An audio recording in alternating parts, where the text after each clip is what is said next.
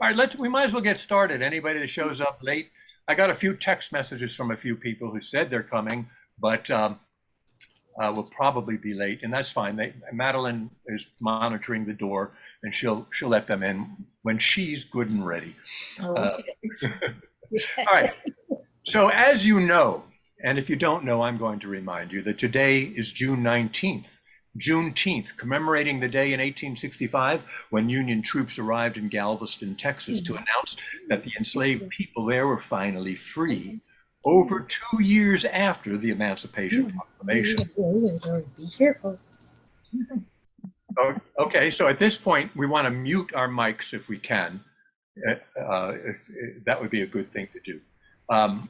So that occurred over 2 years after the Emancipation Proclamation. Many Black Americans have observed Juneteenth generations, but it's only been 2 years since Juneteenth has become a federal holiday. The first new federal holiday since Martin Luther King Jr. Day became a federal holiday in 1983. Joe Biden signed into law the Juneteenth National Independence Day Act in 2021, an expression of progress in our collective understanding of the continued civil rights struggles that reinforce our national ideals of liberty and dignity. So, welcome everyone to the First Coast Free Thought Society Zoom Room. The First Coast Free Thought Society is an organization of individuals who prefer science and reason over religious dogma and fanaticism. We've enjoyed the non-religious community of the Northeast Florida area and beyond since 1998. We are now in our 25th year. We are also the proud Jacksonville chapter of the American Humanist Association. We're on Facebook, Twitter, Meetup, Instagram, and YouTube. We have Secular Sunday in the Park and book and movie discussion groups. And then there's the Free Thinker newsletter, to which we invite your submissions. Our website is fcfs.org. You can find out all and more information about all of those things that I just mentioned at our website. Is anyone here new to the First Coast Free Thought Society? If so, may I ask how you heard about us? Are you new? Kim Glasgow. Well, Kim Glasgow, unmute yourself and then. Hi. I've heard about you guys for years and years, and always thought it would be something that I liked. I heard about this particular meeting. I received an email somehow, I heard about Frieda, so I thought this would be very interesting. Okay, well, great. I hope it proves to be true for you. Anybody else? Here. Elizabeth. Hi, Elizabeth. Unmute yourself and thank you for speaking up. How did you hear about us? I am the chair of the Rainbow Welcoming Ministry at Buckman Bridge Unitarian Universalist Church. It's our ministry to LGBTQ plus people, and Madeline was kind enough to make me aware that Frieda was speaking tonight, and I wanted to be sure and get to come and hear her. Well, thank you, Madeline, and thank you, Elizabeth, for being sure that you're here. We appreciate it. I really do. Thank you. And thank you for your work over at the Buckman Bridge Unitarian Universalist Church. That's a mouthful to say, isn't it? Marion Tischler. It looks like Tischler. Hi, Marion. Hi. I think I found out about it because it was published in the Indivisible Mandarin newsletter. And I've known Frieda for many, many years through various contacts. And I think I even met her daughter once. But and I know she's done great things during her lifetime. And I just wanted to honor her to be here. Thank you, Marion. I appreciate it very much. Anybody else care to share? Or have you all been here before? You look familiar to me, actually, so maybe you have been here before. Well, welcome, everybody. Welcome. I appreciate everybody being here. As you probably know, we are all volunteers, yet we do incur expenses, largely promotion. We have promoted online, on the radio, and in print. So what's next? Billboards, sky banners? If you know of a viable place for us to promote, please share it with us. We also have some associated costs for our website and fees for regulatory compliance as a 501c3 charitable organization. So if you can see your way clear to offering a membership donation of $20, $50, or any dollar amount, you'll be part of the reason we are able to continue our public outreach. We are tremendously grateful for all who've become members and made donations. We need you and we appreciate you. Upcoming guest speakers we can look forward to include in July, Brandon Scheck from the Innocence Project. The Innocence Project is a nonprofit organization committed to exonerating individuals who have been wrongly convicted, mostly people who are on death row, but not all people who are only on death row. And they do this through the use of DNA testing and working to reform the criminal justice system to prevent future injustices. The Innocent Project was founded in 1992 by Barry Scheck and Peter Neufeld, who gained national attention in the 1990s as part of the dream team of lawyers who formed part of the defense in the O.J. Simpson murder case. Then, later in the year, we look forward to Dr. Nick Seabrook, political science professor and public administration chair at UNF, who will discuss his new book, One Person, One Vote, a surprising history of gerrymandering in America. There are others too, like Jacksonville University philosophy professor Eric Freiberger. Always fun when philosophy professors show up. Check your local listings, sign on to Meetup, sign in for our newsletter and our email announcements. Stay in touch. You can do all of this at our website. Now, tonight, we are pleased to have the opportunity to chat with longtime activist and local shero, Frieda Saraga. A conversation with Frieda Saraga, 90 years of living fully. Frieda has been an educator for Planned Parenthood, where she went into school systems, jails, and other organizations, teaching about HIV, sexually transmitted diseases, and the human body.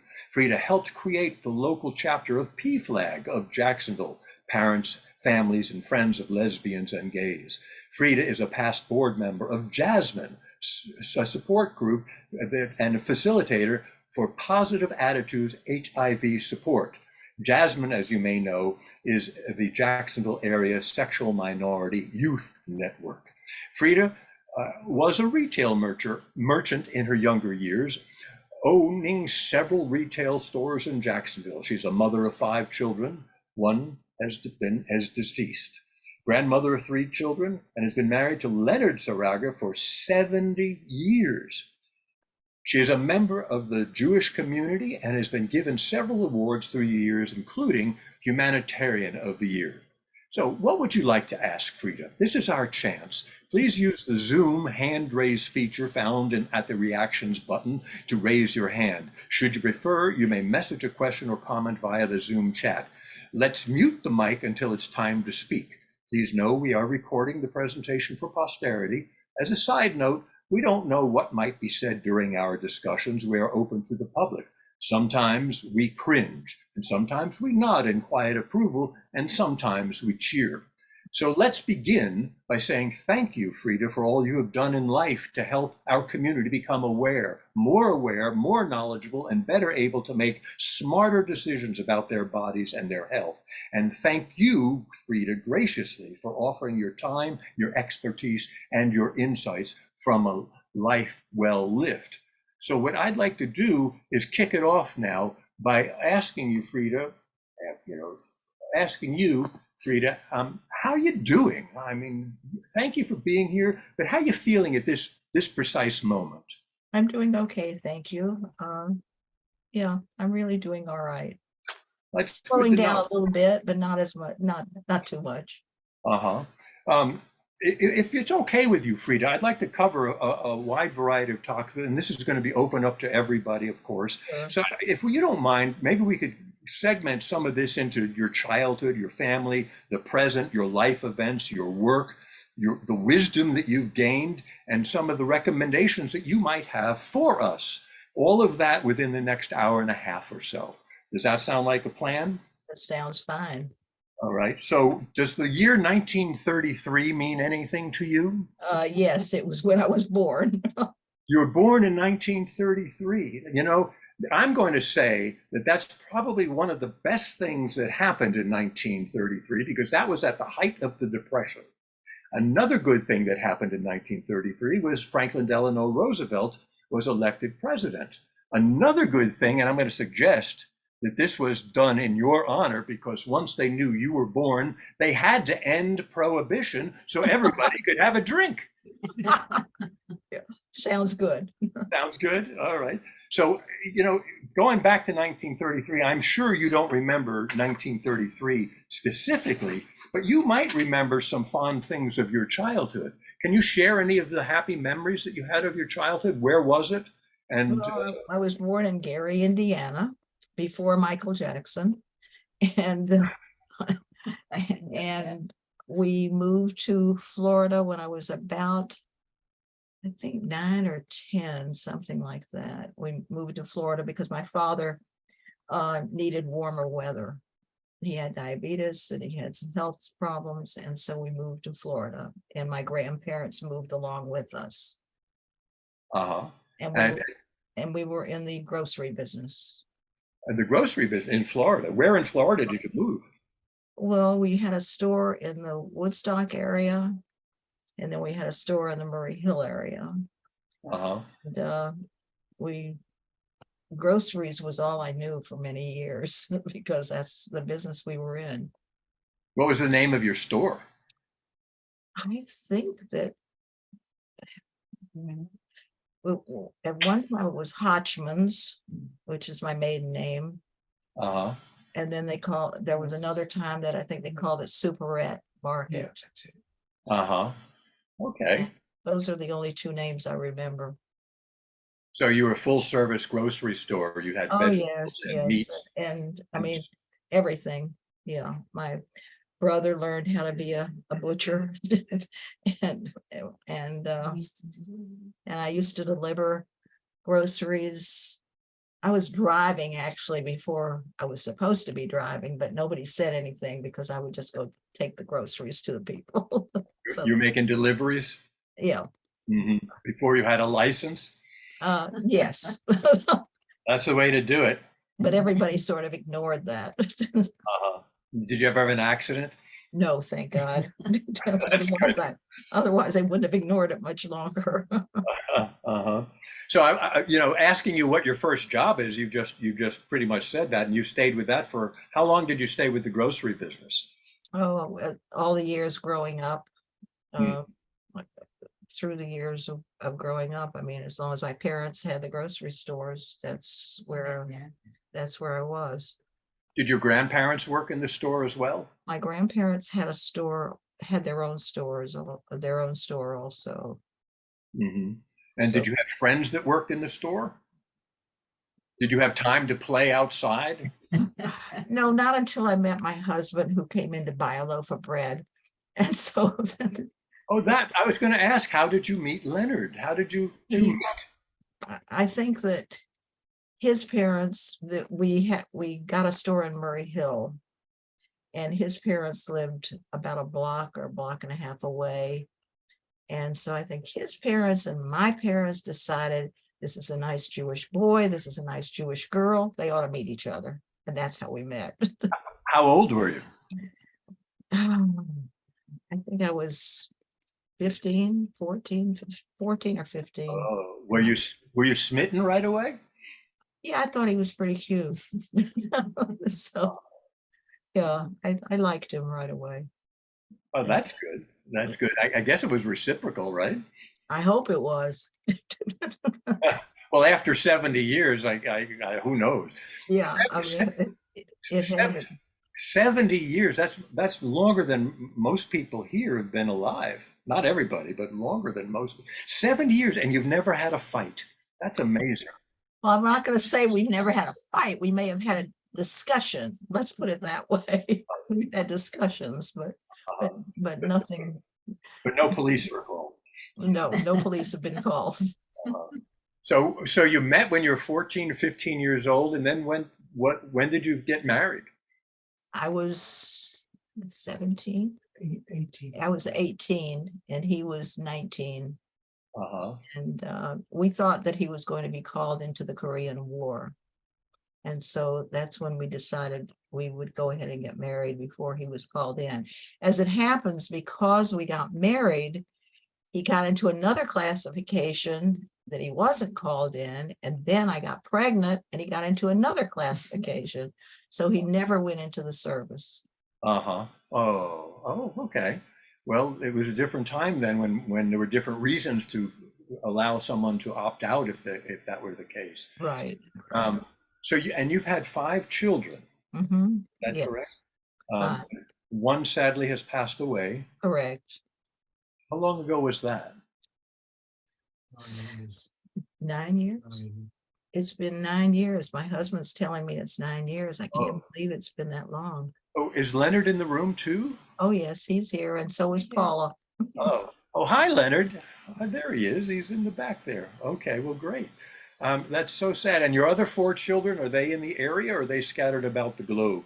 Paula and Ruben, the 2 older ones, are in Jacksonville.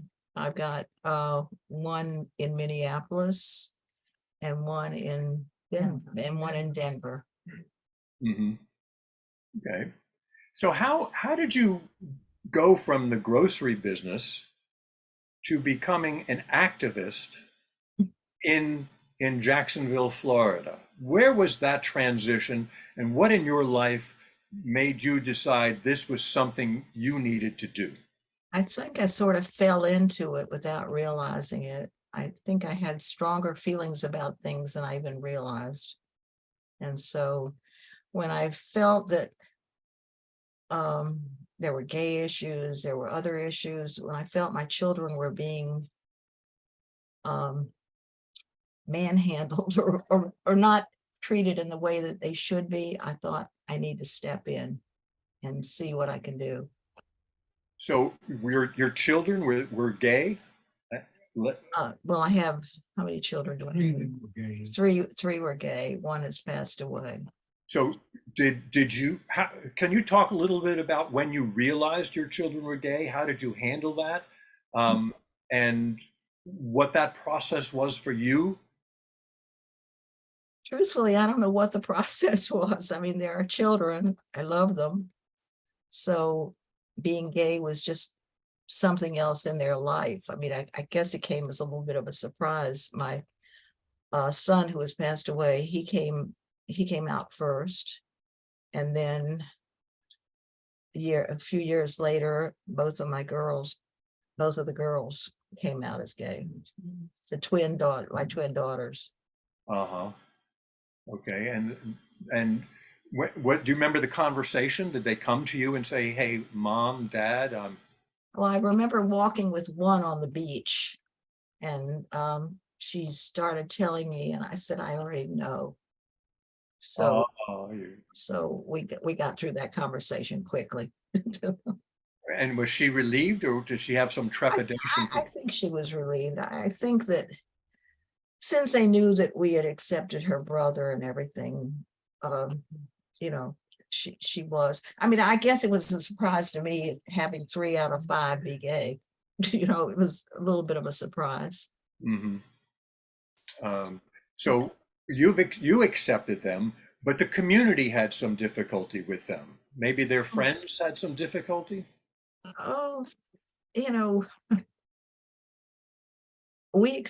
my husband and I accepted them because they are our children. And this was just another part of their life, that's all. It wasn't something that I planned on or anything. And Right. I knew they would might have a little bit more difficult time in life. But yeah, but my son Scott, who was he pushed me to everything. He pushed me into starting PFLAG, Parents, Families, and Friends of Lesbian, Gays, Bisexual, Transgender, and whatever. He pushed me into that. He pushed me into everything. He decided I should do this, I should do that, I should do that. And I guess I listened. Mm-hmm. Well, Well, you guess you listened. You definitely listened. Yeah. I You mean, you made a difference, right? yeah, he really pushed me into doing a lot of things that I probably would have never done. Hmm. But no Unfortunately. regrets, right? What? Do you have any regrets? No, I don't have any regrets. Sometimes I wonder, I think about how it all happened. He passed away a couple of years ago, and I have memories of how he did push me into doing a lot of things that I never had dreamed I would be doing. Hmm. How long ago was this that you first started PFLAG? Oh, let's see. 1992. 1992. Mhm. Okay. And there was no organization like PFLAG in Jacksonville at the time. No, there was not. There wasn't. And I really didn't know that much about it, but I had heard, I had heard about it. I knew that there were people were having a very difficult time with having gay children. It was a little different time, and there were a lot of people who had a lot of um, they didn't know how to handle it, and so we started meeting, and I felt that there needed to be a place where people could come together, talk, and know that, hey, there's nothing wrong with your child. They just happen to be gay. That's all. That's Mhm. So that was the main thing. Well, I mean, it would be so nice to hear that that's all you had to tell people, and they went, "Oh, okay, you're No, right." they didn't all say that. Some of them had a lot of feedback, religion, all kinds of things. Did But you did you have threats? there used to be messages on the phone that were not the best. People would leave messages of harassment. But I figured that came with the territory, and so it didn't bother me one way or the other. Jacksonville, Florida, 1992, championing the rights of gay and lesbian, LGBTQ, and all the rest, or as you say, ASI plus. There's so much, I don't know. Dave Yeah. Chappelle calls them the alphabet people. Yeah, it's people weren't really that willing to talk about it. The main reason that we started PFLAG, I guess, was the fact that people didn't have anywhere to talk about it. There was no, people wanted to be with other people and talk about it, say something about it, and there was no place. They felt stranded. Hmm.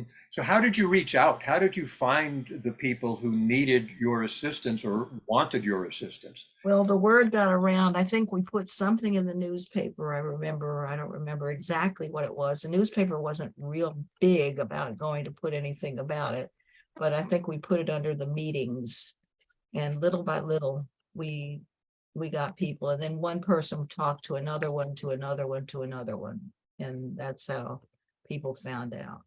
Hmm. So, and how large of an organization was it, or is it?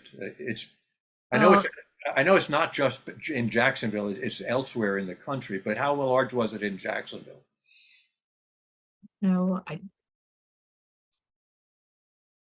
we had a lot of people that were interested. I can't say that a lot of people would attend a meeting or anything else like that. I mean, for a little while, people didn't want to attend meetings because and I couldn't put anything in the newspaper about the meeting because people just were a little leery of the fact that they didn't want anyone to know where we were meeting.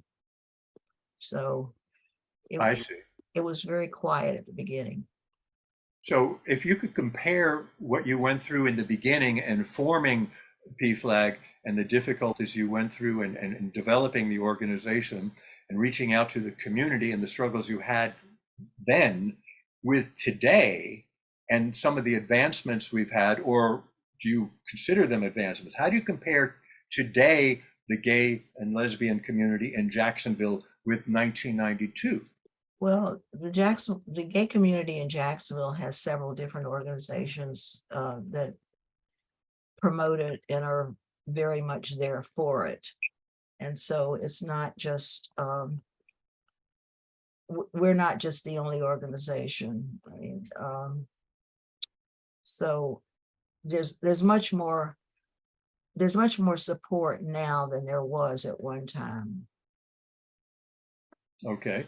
Let's see if anybody has a question. I've got dozens more questions, but let's see if anyone has a question that they would like to ask you now. We're covering PFLAG, but we're also going to get into Planned Parenthood, and we can touch on Jasmine, and we can touch on the work that you've done in the jails with the HIV programs. And I've also done a group called Positive Attitudes, which is an HIV support group. Mm-hmm. And that's ongoing. All right. So who's running PFLAG now?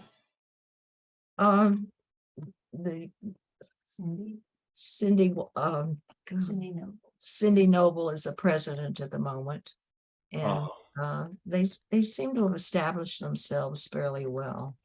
The board, and of course the board, and there are regular board meetings that are held.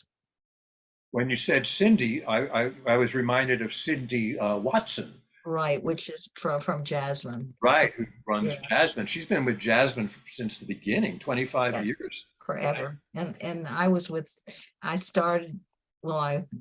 along with Jasmine from the very beginning also. Uh-huh. And they do great work, and they target the youth. Yes, they are the youth, and they do wonderful work. They're a wonderful organization, and I'm on their board. Mm-hmm. Yeah. So can you talk a little bit about your HIV, the positive HIV programs that you had and going into the jails? I'm interested in what happened in the jail system. Well, I have done HIV testing for several years now, and I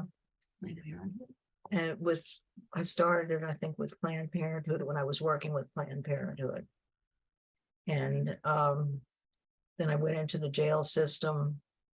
I've done HIV testing for as long as for many years, and I did it at Planned Parenthood because I was a safe place for a lot of people to come to be tested. That's what I heard from a lot of people, that they felt they might not go somewhere else to be tested, but they would come into me to be tested because they felt I would understand. Mm-hmm. Okay. There's a question in the chat room that asked, was it Anita Bryant and her organization? Remember Anita Bryant? Oh, yes, I remember Anita Bryant. How problematic was she, if at all, for you and what you were trying to accomplish? I don't think.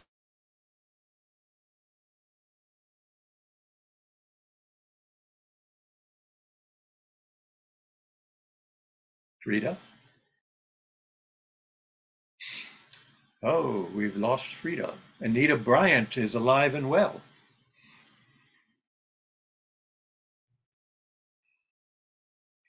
Well, I hope somebody realizes that maybe Madeline, you can text Frieda or Paula and let them know that we have lost the feed to Frieda. Sure.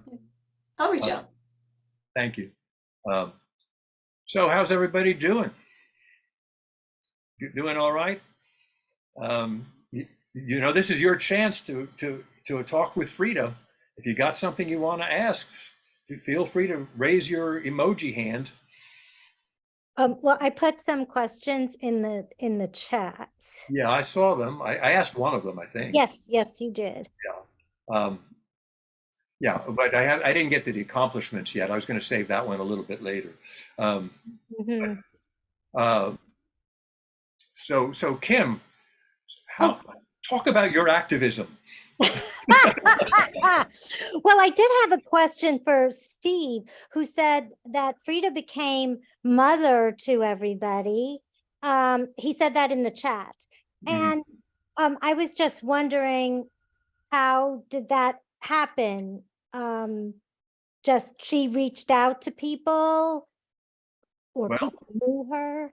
Yes, she was such a warm person, and so many gay people had been rejected by their families. And she was a warm, safe, loving person at a time when nobody was. And that's Well, we'll ask her about that, and what I want to get into a little bit more with her when she comes back. Hopefully, she'll come back. Is a little bit about her life and how her life continues to lend itself to what she did. She seems to be a very even-keeled individual and doesn't ruffle easily, and No. that is a very warm and inviting type of person to come to if you're an individual who is already ostracized and scared because of because of who you are. Frieda does seem like she has very endearing mother-like qualities. Obviously, she's a mother, so she has mother qualities. Um, and in her work at Planned Parenthood, she told many people that they had HIV as well. And coming from a person like her was tolerable, apparently, you know. uh-huh. Well, it made it less horrible once, because it was a death sentence for a long time. We've come a long way with some of the medications that we've got. Yeah. I see, Marion, you've got your hand up. Do you want to speak now? Would you like to ask a question? Yes, Frieda's done work at the jail. She's done it for many years. Mhm. And I think it would be good to get some insight from her about the kind of community that she created within the jail system, and her reaction to it. I'm very interested in that too. I want to ask her about what she did with the jails. She also went into the school systems as well. Yes. Um, Totally different ways of handling individuals once you're in front of them. She used to come to my sociology classes every semester, and talk about issues that nobody else did. Uh-huh. Well, And did she talk about HIV and gay and HIV and gay issues in a very open manner, and dealt with the mostly Christian bigoted attitudes in an amazing way, without fear, without backing down, matter of fact, you know. And coming from an older woman to my young students, while sometimes it was funny, they tolerated it. You know, they took it from her, and where they wouldn't take it from me. Well, different personalities, I guess, right? Yeah, again, she's so warm and open and honest that it's hard. It was hard for them to be angry at her or with her or argue with her positions, you know. Right. It's not easy to deliver somebody bad news. It takes But I mean, when somebody is so honest and open, it's hard to be angry, to be mean to them. And she was really good at disarming that anger, you know, and putting a human face on things that they were afraid of, like HIV, you know, and gay issues in general. You know, coming from her, it was disarming, I think. Well, I also want to get along with her work with the jails and the school systems. I want to hear more specifically about what she about Planned Parenthood and how she feels what's happening in today's climate. What she feels about all of that. It seems like we've taken some giant leaps backwards, but I'd like to get her to comment on that as well. You know, it's coming up this, I think it's the 24th. I think that's this Saturday. Will be 1 year since Roe v. Wade was overturned by the Dobbs decision. It's been a year already, and things are getting worse. not better, at least in the state of Florida. It's because some states are doing well, but it's a state-oriented issue. Michigan is you can get an abortion in Michigan, and they've codified it in their laws. They've restated it, and I think we have Frieda back. Is that true? I think we're looking like we might. So I'll stop yapping, and we'll get Frieda back on track. You're muted still.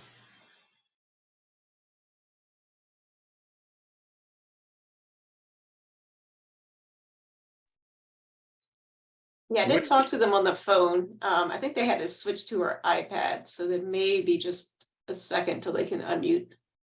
Oh, I see. Did you have to go to their house, Madeline? So,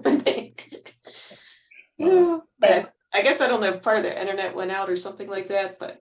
Okay, we should be. Can you hear us now? Yes, we can hear you now. Very good. Yay! You know, I invoked the name Anita Bryant, and you went out. You see what she does from afar? Unbelievable. All right. Well, thank you for coming back and doing everything you needed to do to get back online with us. I appreciate it.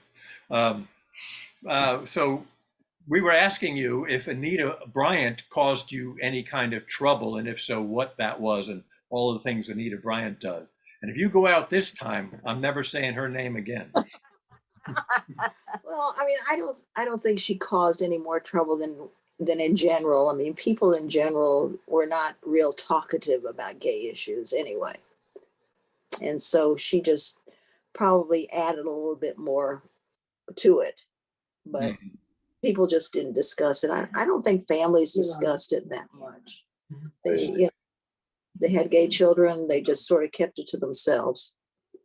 I see. Well, while you were away trying to fix your online issues, we were wondering about your jail time.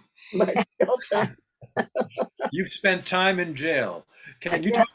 I'm in jail, working for Planned Parenthood at the health department, and I would go into the jail and do classes on HIV and just all kinds of classes. I did classes on the body, on birth control, on a little bit of everything. I didn't mind going to the jail. I mean, I was one of the few people that seemed not to mind. It didn't bother me one way or the other. So. And there was a lot of protocol for you to get into the jail. We're talking about the Jacksonville jail, is that correct? Oh yeah, the Jacksonville jail. Well, I just had to go through whatever. I had to get a badge to go through, and and questions and things like that. And then after that, I was able to go in and out. Oh. The going out was the big thing. I wanted to. If I went in, I wanted to be sure I was going out. That's funny. Did you also spend time with the juvenile detention center? I did do some time with, I did do some programs for the Juvenile Detention Center also. Yes. Similar kind of programs that you did for the adults? Yes. It was Sex education.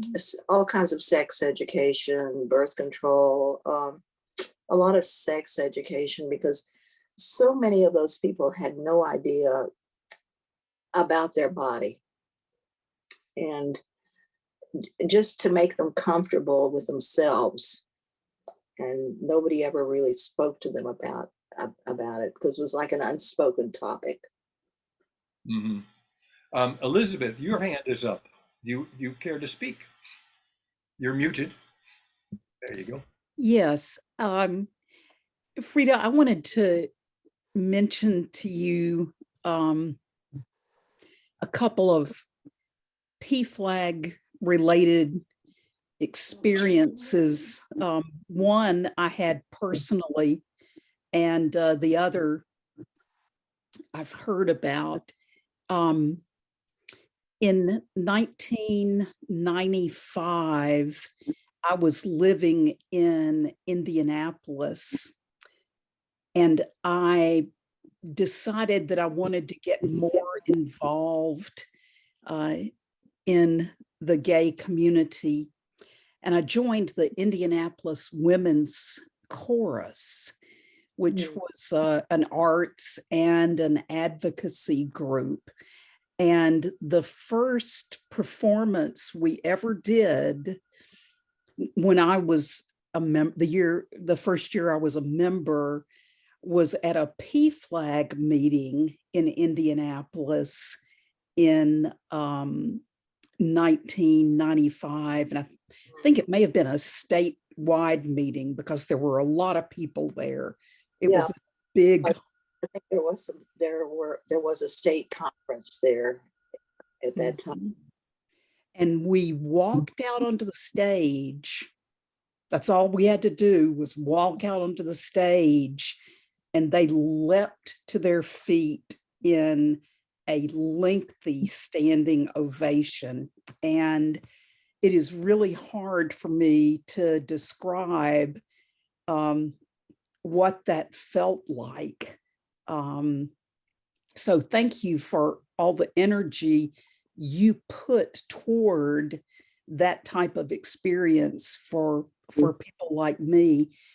I have also heard of people, I didn't go to the 1993 Gay March on Washington, but I know people who did. Yeah. And a lot of them have told me that along the parade route, they were marching forward, and then there was a turn in the route. And as soon as they made the turn, there was PFLAG. Right. And I don't remember if I was at that one. I was at one of them, and I can't remember what year it was. But yes, but PFLAG was definitely there.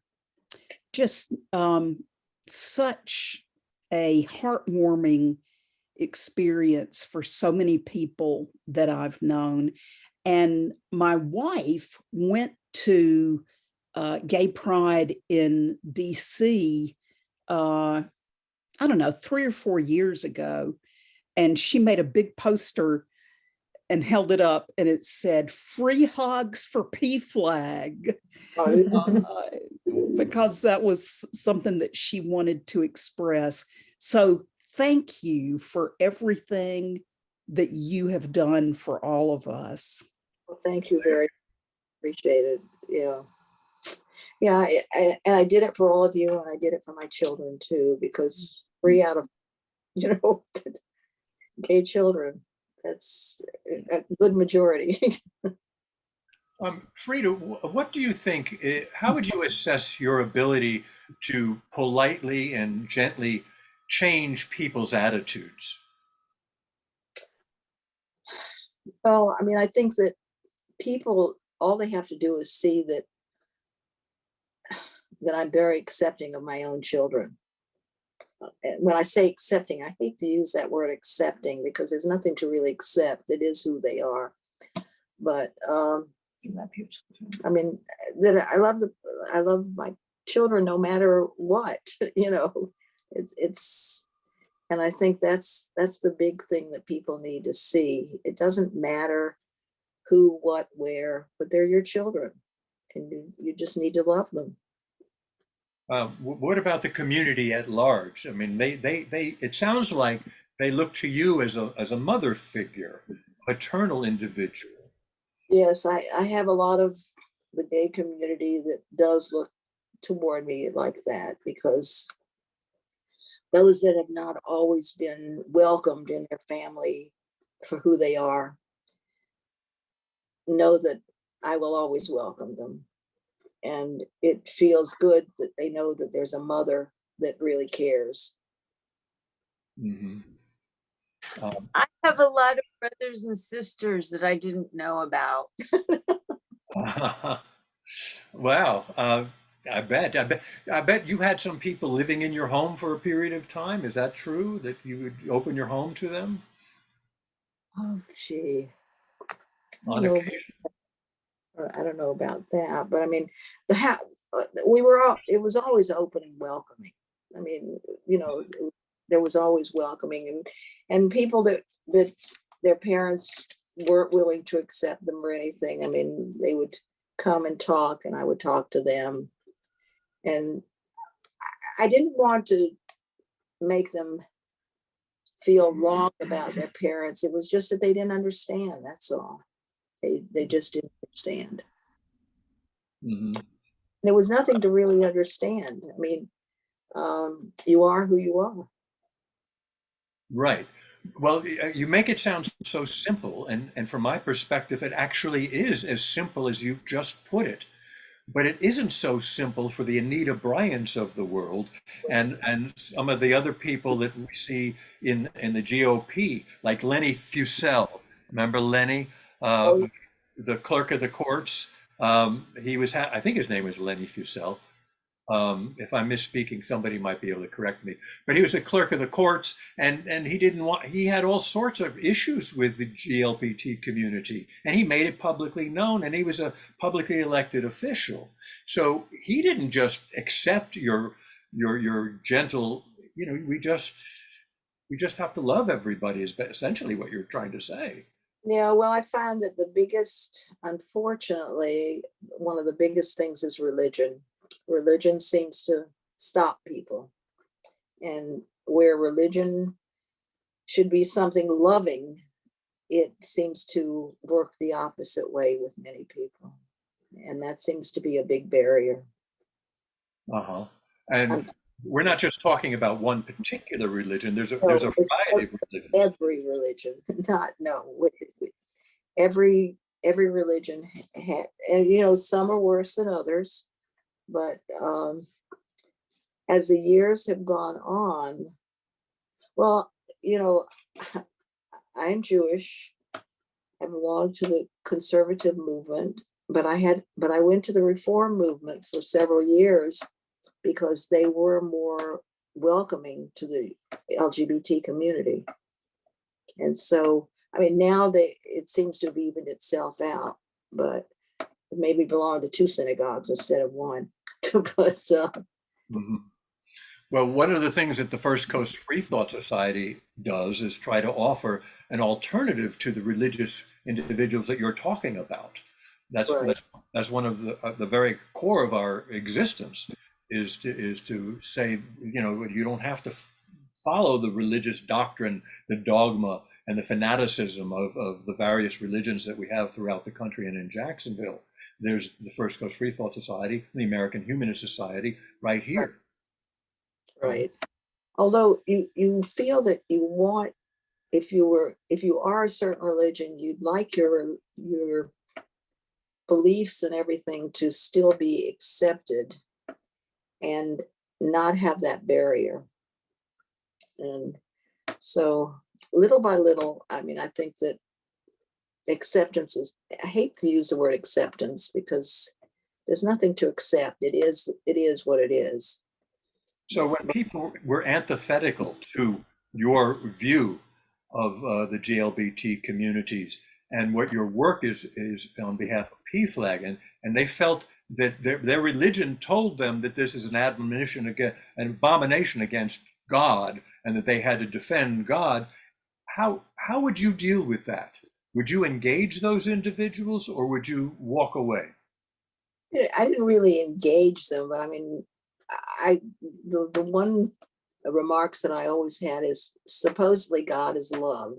And if God is love, then why not love? You know, not hate.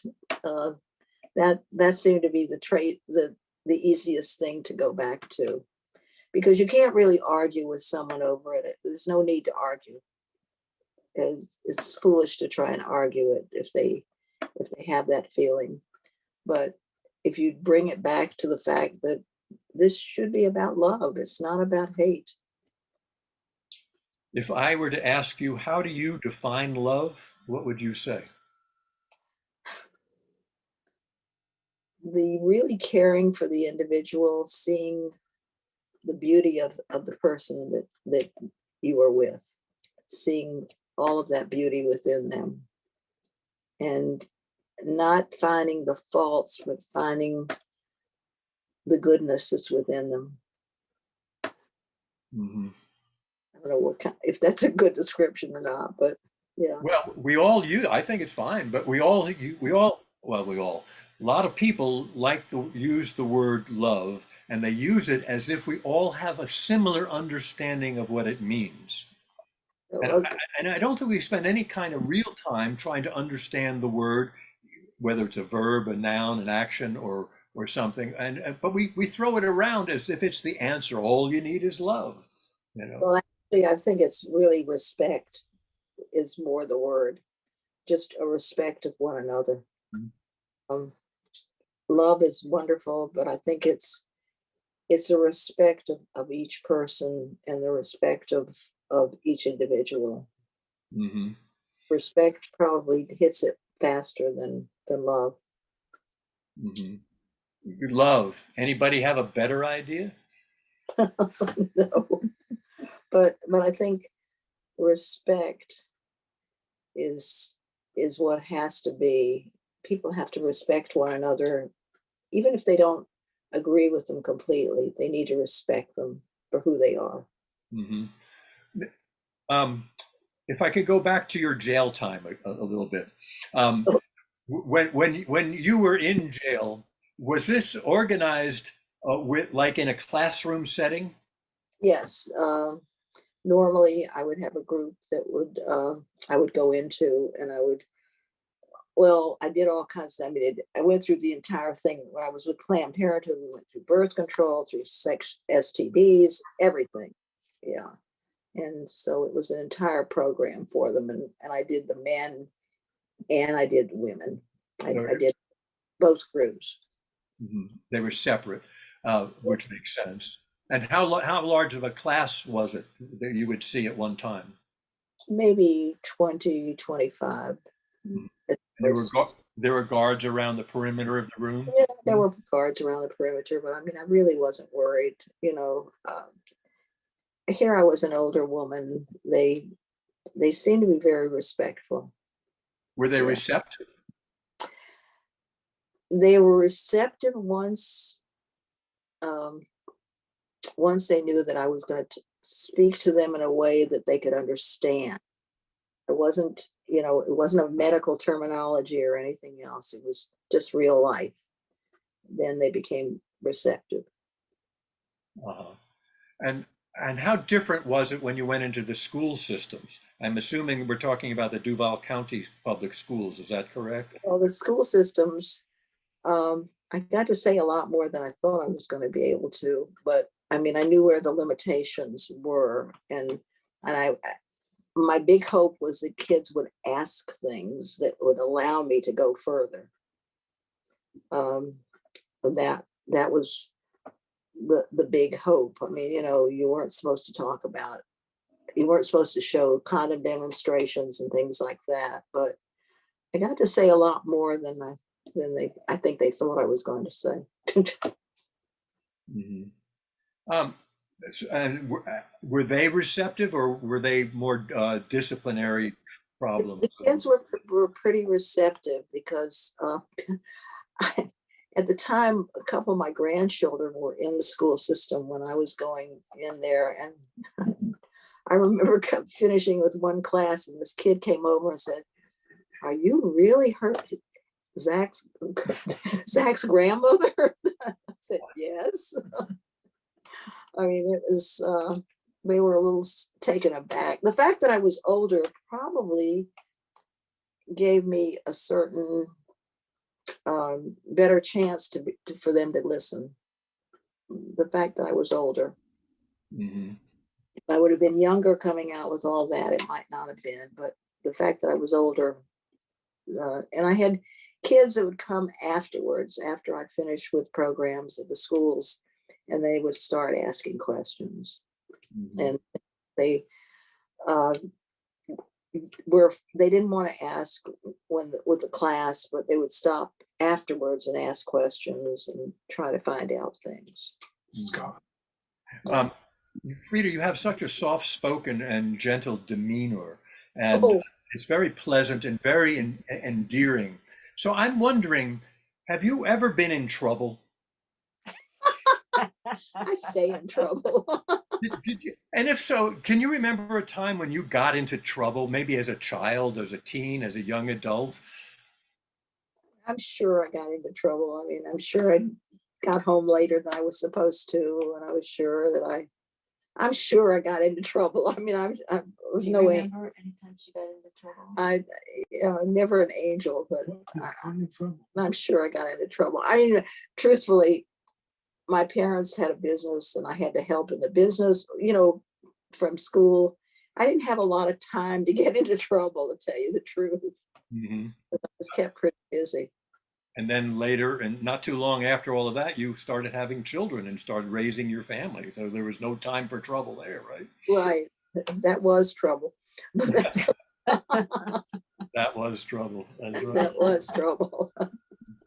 Um, so when you working with Planned Parenthood, as you know, probably as well as anyone in the room, we're coming up on the year anniversary of Roe v. Wade being overturned, coming up this Saturday, June 24th, with the Dobbs decision. And Roe v. Wade was first enacted in 1973. Right. So it was in force all during your time with Planned Parenthood and PFLAG.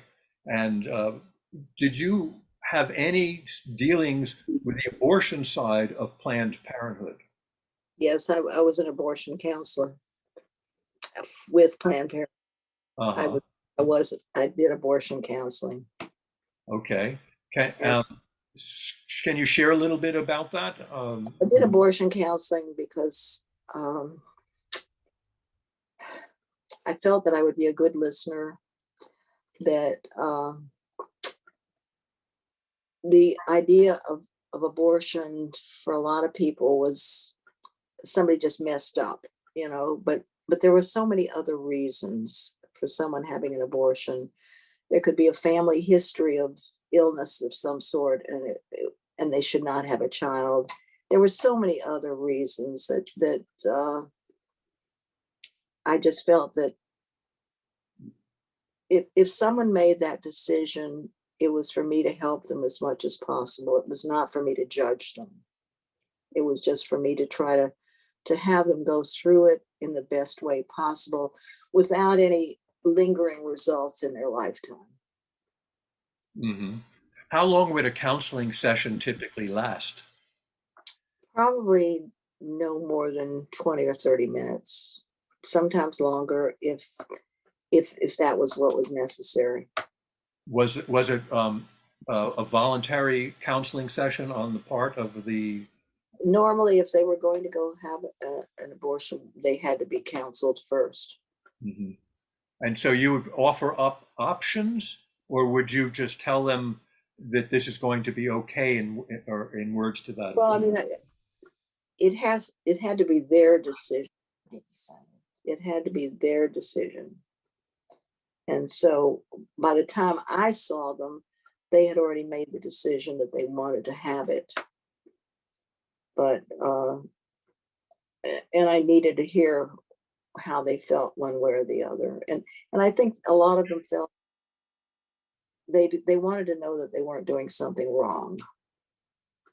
And they just had to feel that they're doing what they feel is best.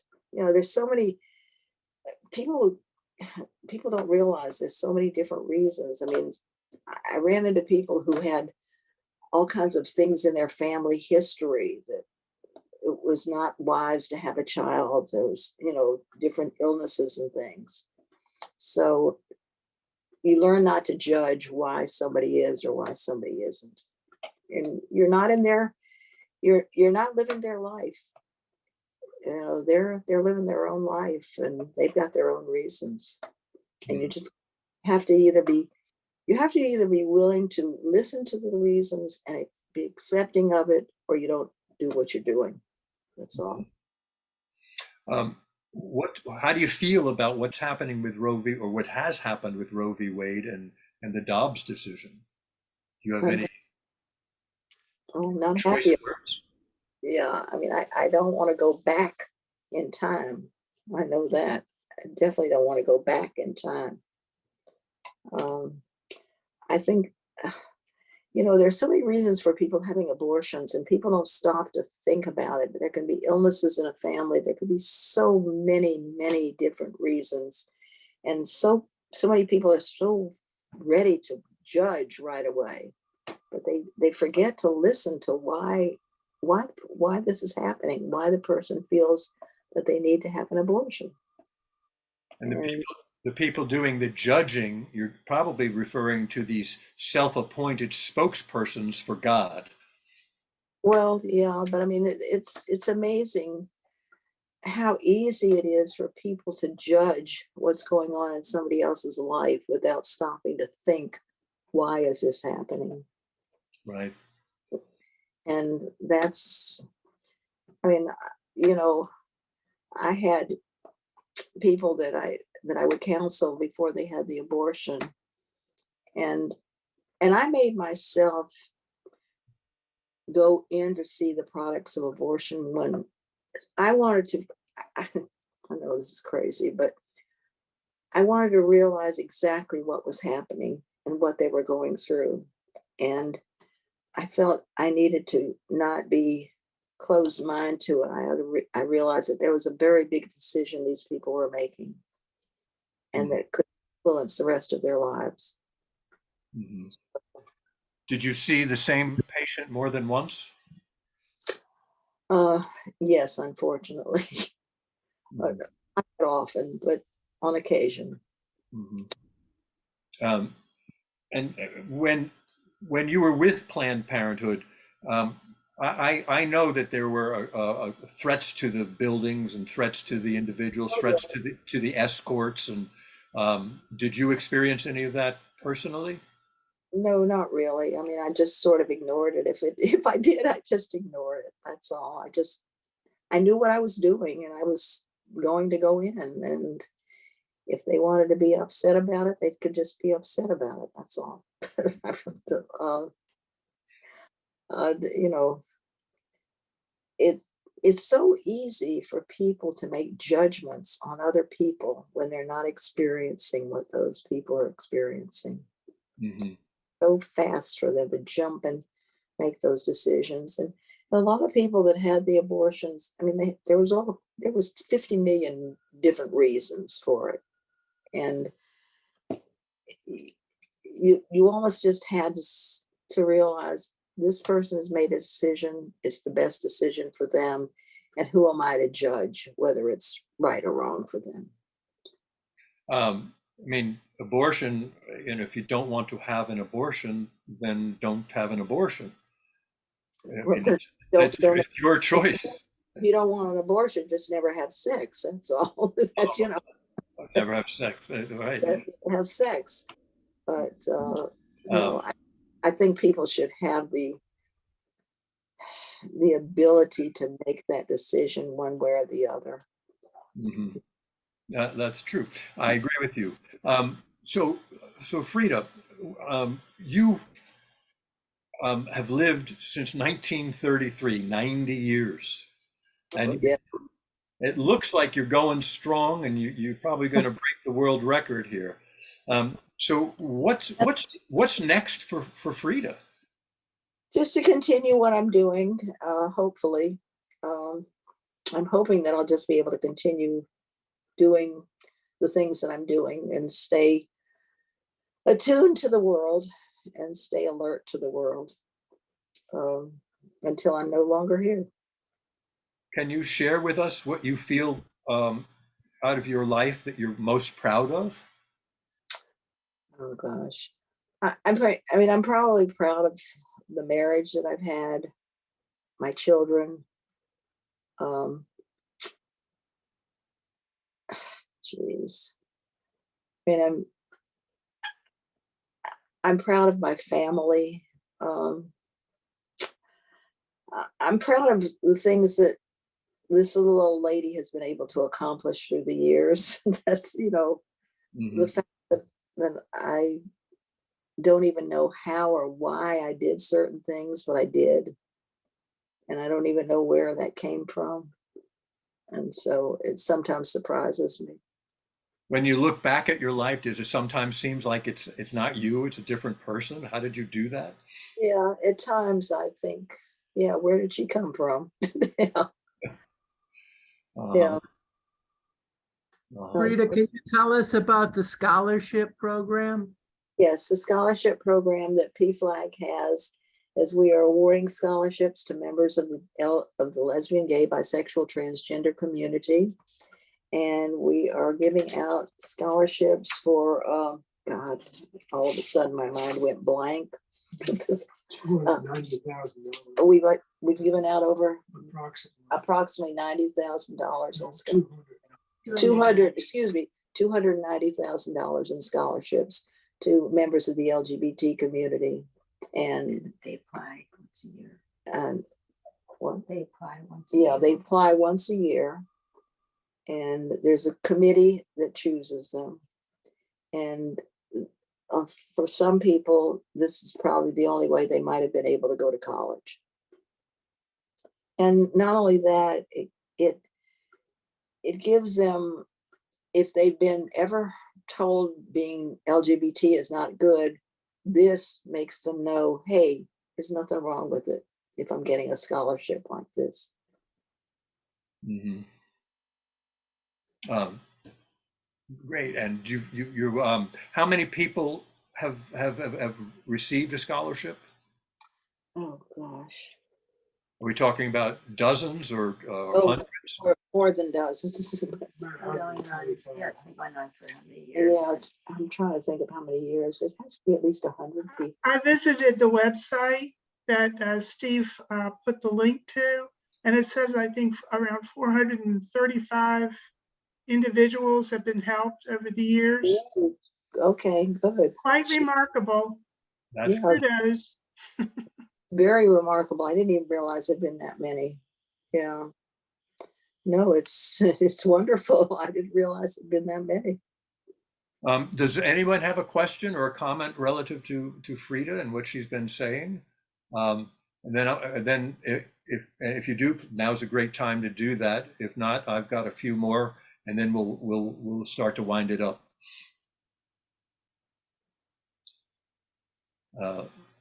Okay.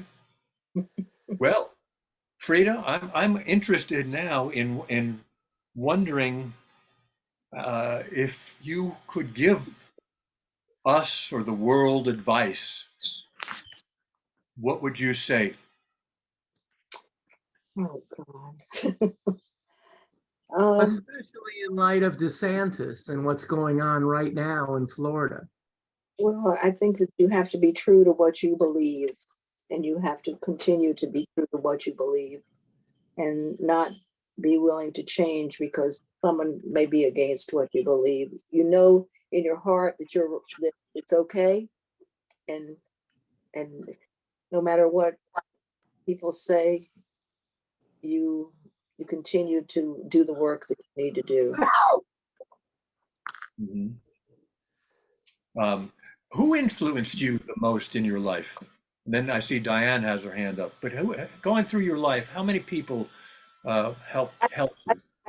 I think the biggest influence I had growing up was my mother. My mother was a remarkable woman. She helped a lot of people through the years.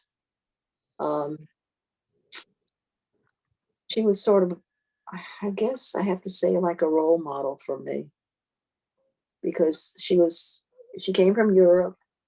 She didn't have a tremendous education, but she had a very big heart and was always willing to help people and wanted to make a difference. And I think I admired that in her, and I wanted to follow that. Mm-hmm. Okay. Diane Shear has her hand up. Yes, hi. Frieda, it's been delightful to, but I did have one question. As someone who spent the better part of her life really helping to make tremendous strides for a cause, I know for myself, I frequently get just so depressed seeing the political climate, particularly here in Florida. and so many strides that have been made by women and LGBTQ people and minorities. I mean, everything is now under attack. And sometimes I get truly very depressed about this, but given your experience, do you think this is something that will eventually correct itself? I mean, will this eventually go back to being what we used to know as normal? I don't think there's ever going to be a real normal again. I think that we as individuals have to know what we feel is the thing that is important to us and what is right. And no matter, there's always going to be groups that are going to be against whatever's going on. And I think we just have to hold our head up straight and live our life, do what we feel is right. Okay, it's a great answer. My fear is that now that the lunatics have taken over the asylum, how long is it going to be that we can get some balance back at least? Of course, there will always be people like that, but right now it just seems so bleak. It's difficult. I think we'll go through some difficult, but I think that we as individuals have to know who we are, what we feel is right in life, and continue on, even though we know we're going to have a certain amount of opposition. Mm-hmm. Yeah, that's great advice. Thank you. You're welcome. Anybody else have a comment or a question for Frieda? Your opportunity. Good opportunity. I'm wondering. Please raise your hand and your emoji if you do, because we're going to wind it up real quickly here. But I'm wondering before we go, if Leonard, if can hear me, is there anything that Frieda said that you would take issue with? You wouldn't dare. No, I think that everything she said was pretty well correct, and I think she said it from the heart. Okay. And Leonard, did those 70 years fly by? It's in December 24th, it'll be 72. Oh, 72. Right. And they did seem like they flew by, but I can remember all the years, what we've done, and there's been a lot of experiences. Yeah. That's great. It's a remarkable story, the two of you. And Frieda, thank you so much for sharing. Oh, you're quite welcome. I appreciate you asking the questions. We did record this, so if you can't sleep one night, you can, you can tune into this. Right. But thank you for your service and a life well lived, and many, many more happy years of marriage and happy years of life, and continue to do what you're doing. You're clearly an inspiration to me and to everybody. I'm going to say, on behalf of everybody in this room, I think you're an inspiration to all of us. So well, thank you very much, Frieda. Thank you very much for even inquiring and asking the questions. I appreciate it. All right. Well, have a great night, and thank you everybody for tuning in. And we'll see you next time. Next month, July, we're having Brandon Scheck from the Innocence Project, and we'll talk about DNA and exonerations and death penalties and all in the legal justice system and all the problems we have there. So Madeline, this is where's Madeline? There she is. Okay, you can shut us down when you're ready, Madeline. Thank you, everybody. Thank you again. Thank you for having me. Oh, thank you so much. Thank you. Okay. Have a good night. Thank you, Frieda. Bye now. Bye.